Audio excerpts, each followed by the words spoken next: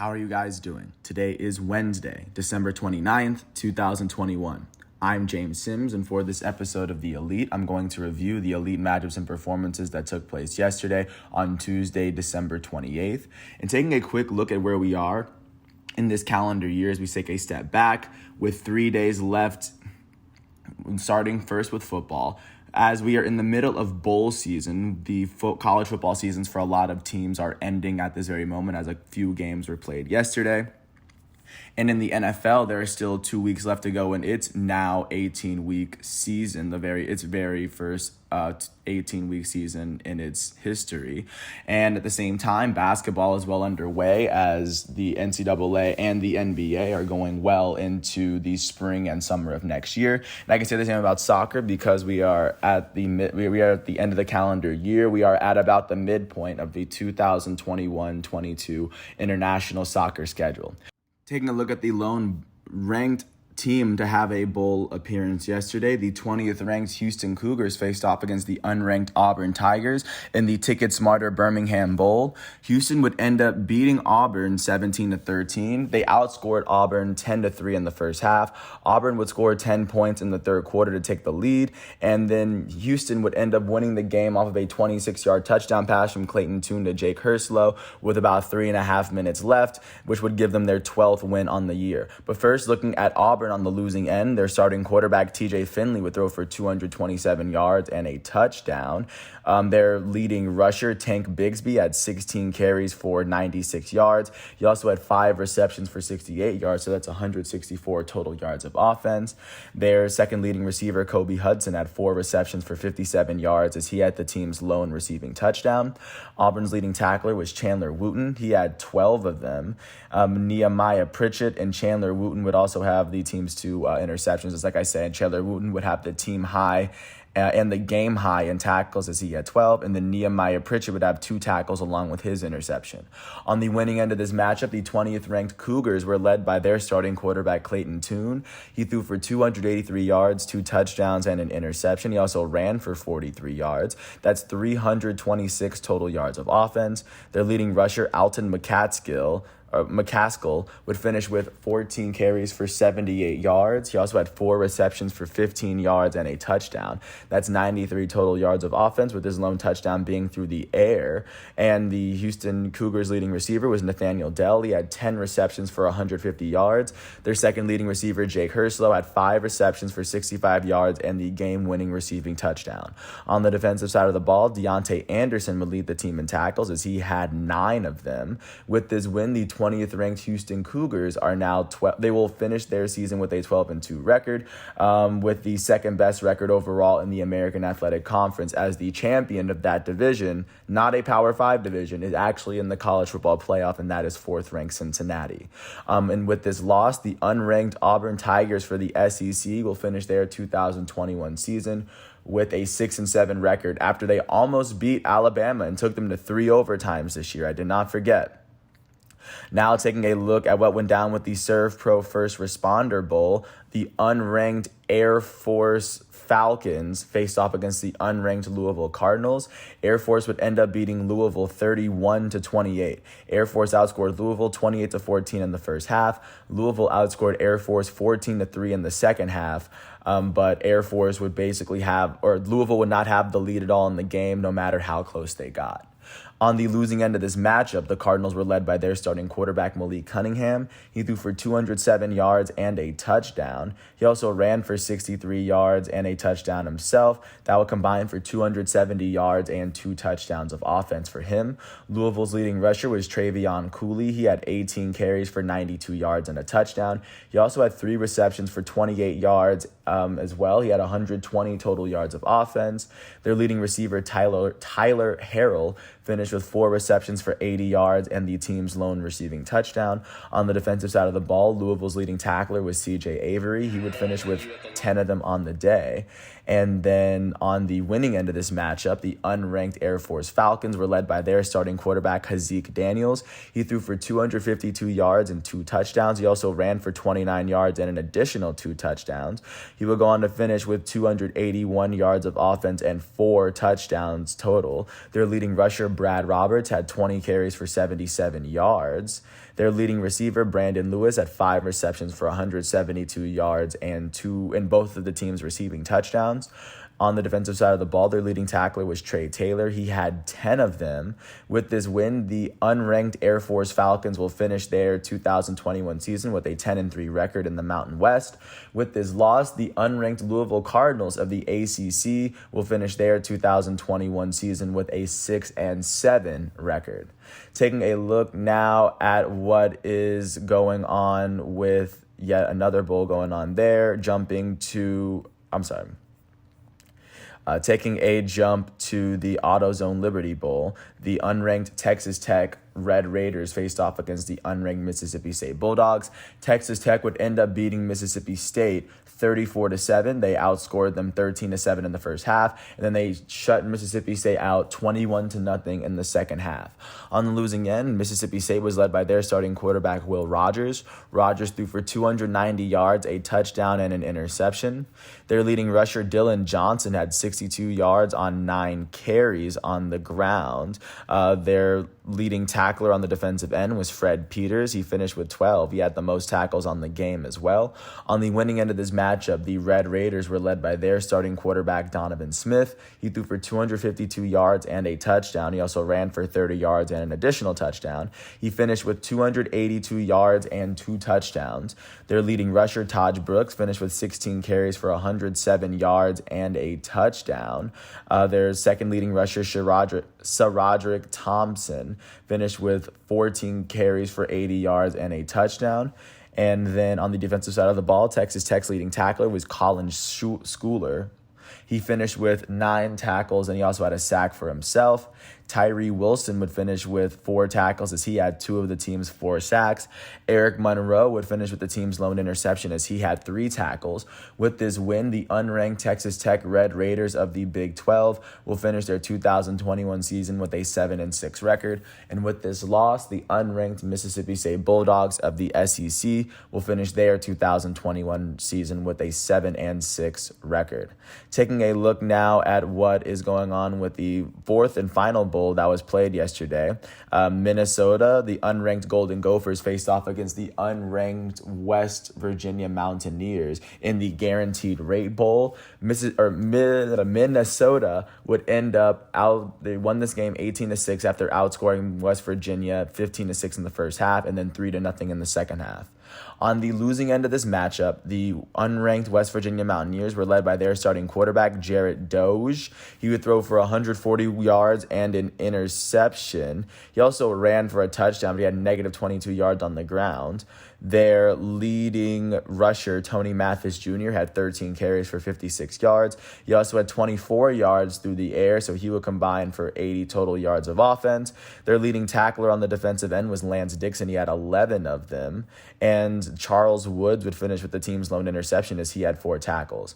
On the winning end of this matchup, the Golden Gophers were led by their starting quarterback, Tanner Morgan. He threw for 109 yards. Their leading rusher, Kai Thomas, had 21 carries for 144 yards and a touchdown.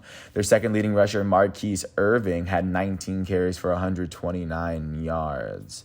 On the defensive side of the ball, Tyler Nubin finished with 8 tackles as he had a sack.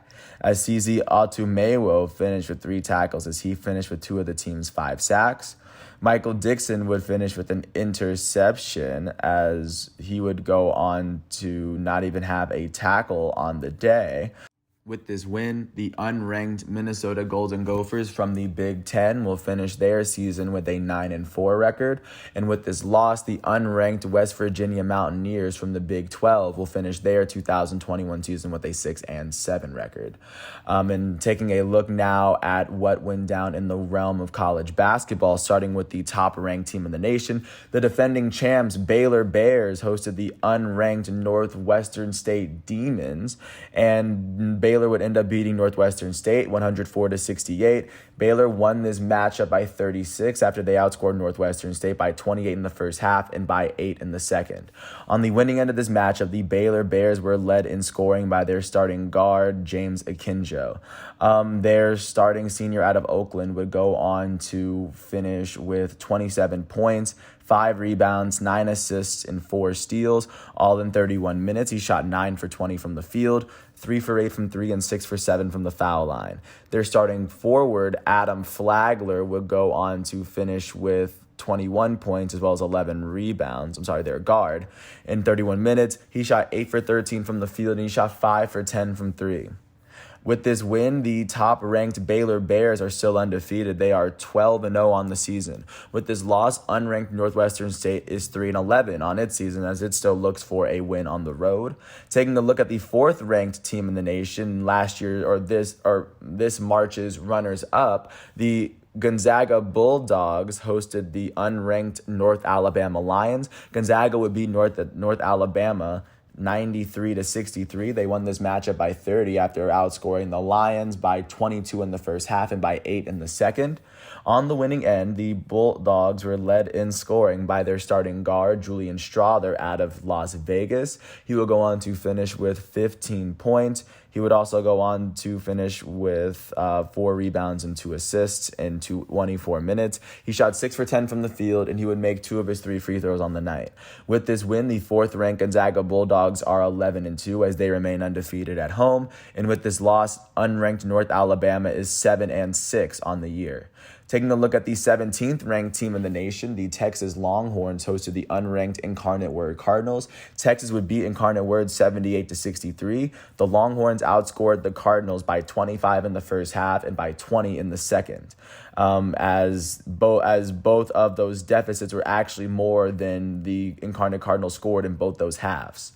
On the winning end of this matchup, the Texas Longhorns were led in scoring by their starting forward, Trey Mitchell. Their junior out of Pittsburgh would go on to finish with 14 points and 6 rebounds, as well as 3 steals and 2 blocks in 20 minutes. He went on to shoot 6 for 8 from the field and 2 for 3 from 3. Also, their forward off the bench, Dylan Disu out of Pflugerville, Texas, would go on to finish with 14 points for himself as well. He finished with 11 rebounds and 5 blocks in 20 minutes. He shot 5 for 9 from the field, and he shot a perfect 4 for 4 from the foul line. With this win, the 17th ranked Texas Longhorns are now 10-2. They are still undefeated at home. With this loss, unranked Incarnate Word is 2-11 as they still look to pick up their first win on the road. Taking a look now at the 25th ranked team in the nation, the Texas Tech Red Raiders host the unranked Alabama State Hornets. Texas Tech would end up beating Alabama State 75-53. They won this matchup by 22. The Red Raiders outscored the Hornets by 15 in the first half and by 7 in the second. On the winning end, the Red Raiders were led in scoring by their starting guard, Davion Warren, their senior out of Buffalo, New York. He would go on to finish with 15 points, and he would go on to shoot 6 for 12 from the field and 1 for 2 from the foul line, as he also finished with 2 steals on the defensive end. With this win, the 25th ranked Texas Tech Red Raiders are now 10-2 as they are still undefeated at home. With this loss, the unranked Alabama State Hornets are now 1-11. That is what college basketball is looking like following yesterday's matchups. Taking a look at what went down in the actual NBA amongst the professionals. Starting off in Orlando, the Magic hosted the defending champs Milwaukee Bucks. The Bucks would end up beating the Magic 127-110. The Bucks won this matchup by 17 after they outscored the Magic by a combined 27 points in the first half. On the losing end, the Orlando Magic were led in scoring by their starting small forward, their rookie Franz Wagner out of Michigan. He finished with 38 points and 7 rebounds in 38 minutes. He shot 12 for 20 from the field, 4 for 8 from 3, and he shot a perfect 10 for 10 from the foul line. On the winning end of this matchup, the Milwaukee Bucks were led in scoring by their elite starting power forward, Giannis Antetokounmpo. The reigning NBA Finals MVP finished with 28 points, 6 rebounds, and 6 assists in 30 minutes. He shot 10 for 19 from the field, 1 for 4 from 3, and he shot 7 for 10 from the foul line. Their starting small forward, Chris Middleton, Middleton finished with 21 points in 31 minutes. He shot 8 for 14 from the field, 2 for 5 from 3, and 3 for 5 from the foul line. With this win, the Milwaukee Bucks are now 23-13. With this loss, the Orlando Magic are now 7-28. Taking a look now at what is going on in Miami, not even leaving the state, the Heat hosted the Washington Wizards. The Heat would end up beating the Wizards 119-112. They won this matchup by 7 after they outscored the Wizards by 14 in the first quarter. On the losing end of this matchup, the Washington Wizards were led in scoring by their starting small forward, Kyle Kuzma. Kuzma finished with 22 points and 7 rebounds in 34 minutes. He shot 8 for 19 from the field, and he would shoot a perfect 4 for 4 from the foul line. Also in their starting lineup, their actual leader in scoring was Spencer Dinwiddie, their starting point guard. He finished with 24 points, 7 rebounds, and 11 assists in 42 minutes. He shot 8 for 16 from the field, 4 for 10 from 3, and 4 for 5 from the foul line.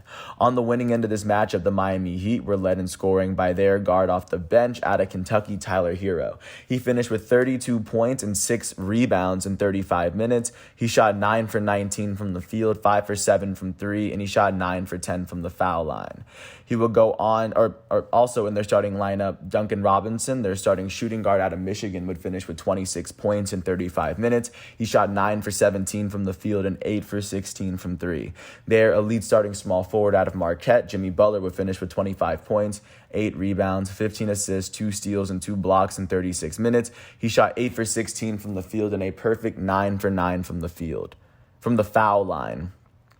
With this win, the Miami Heat are now 22-13. With this loss, the Washington Wizards, who at one point had the best record in the Eastern Conference, are now sitting at 500 with a record of 17-17. Taking a look at what went on north of the border, the Toronto Raptors hosted the Philadelphia 76ers from within their division.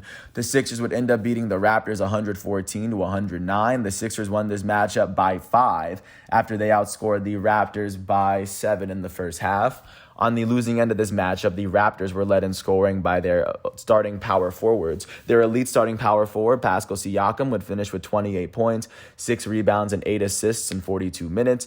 The former most improved player would finish with shooting 11 for 21 from the field and a perfect 6 for 6 from the foul line. And their starting power forward, Chris Boucher, finished with 28 points, 19 rebounds, and 2 blocks in 38 minutes. He shot 10 for 14 from the field, 5 for 7 from 3, and 3 for 4 from the foul line. On the winning end of this matchup, the Sixers were led in scoring by their elite starting center out of Kansas, Joel Embiid. He would finish with 36 points, 11 rebounds, and 4 assists in 34 minutes. He shot 11 for 16 from the field, 2 for 3 from 3, and he shot 12 for 14 from the foul line. With this win, the Philadelphia 76ers are now 18-16 on the year. With this loss, the Toronto Raptors are now 14-17. Taking a look at what went down in Houston, the Rockets hosted the Los Angeles Lakers. The Lakers would end up beating the Rockets 132-123. The Lakers won this matchup by 9 after they outscored the Rockets by 9 in the second quarter. On the losing end of this matchup, the Houston Rockets were led in scoring by their starting shooting guard, their rookie Jalen Green, their number 2 overall pick. He finished with 24 points and 2 steals in 38 minutes. He shot 8 for 16 from the field, 4 for 9 from 3, and 4 for 5 from the foul line. Their starting center, Christian Wood, finished with 22 points, 6 rebounds, and 3 steals in 33 minutes. He shot 8 for 12 from the field, 3 for 4 from 3, and he shot 3 for 6 from the foul line. Their starting shooting guard, Kevin Porter Jr., would finish with 22 points, 5 rebounds, and 9 assists in 35 minutes. He shot 8 for 17 from the field, 5 for 9 from 3, and 1 for 2 from the foul line. And on the winning end of this matchup, the Los Angeles Lakers were led in scoring by their goated starting small forward, LeBron James, who spent more time of his life as a member of an NBA roster than not. He would go on to finish with 32 points, 11 rebounds, and 11 assists, as well as 2 blocks in 39 minutes. He shot 11 for 19 from the field, 3 for 5 from 3, and 7 for 9 from the foul line.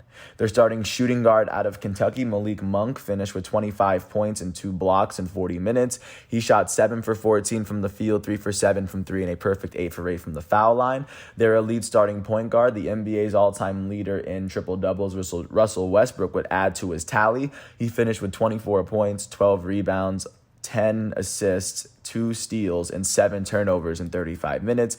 He shot 10 for 17 from the field, a perfect 2 for 2 from 3, and he shot 2 for 6 from the foul line. Off the bench, their future Hall of Fame power forward Carmelo Anthony finished with 24 points and 9 rebounds as well as 2 blocks.